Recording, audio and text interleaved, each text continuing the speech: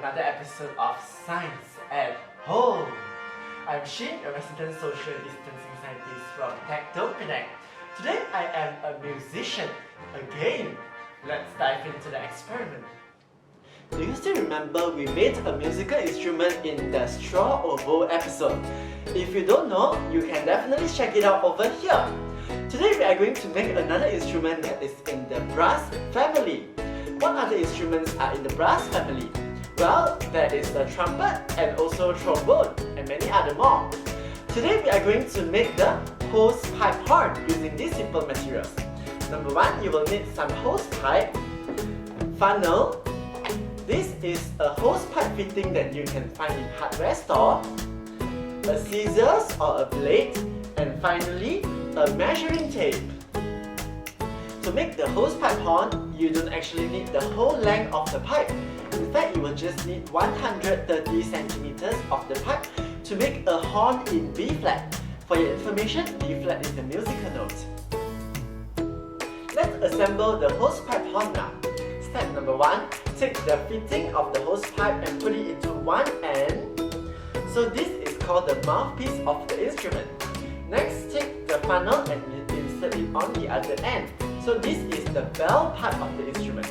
We are done, and let's try to make some sound.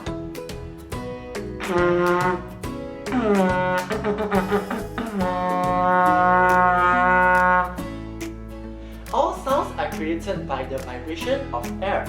In the hosepipe horn scenario, the player will produce the vibration of air by putting the mouth on the mouthpiece and blowing it while vibrating their lips, like this.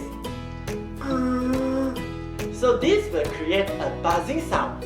So when the buzzing sound travels inside the length of the pipe, it will radiate out as sound from the bell.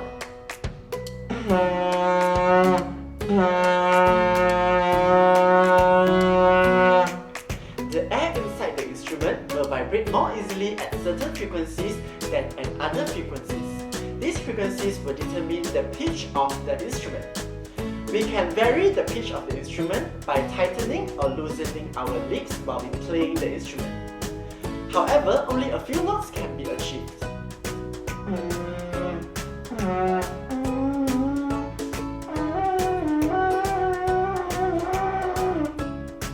In a modern brass instrument like the trumpet or French horn, you will notice that there are some valves that the players can press using their fingers.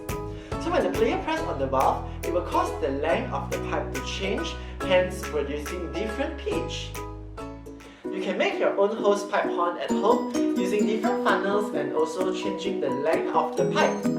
And I promise you that the sound will be different. Thank you for watching this episode of Science at Home, and I hope you like and share the video. Don't forget to subscribe to the channel and click the bell icon as well. See you again next time. Bye!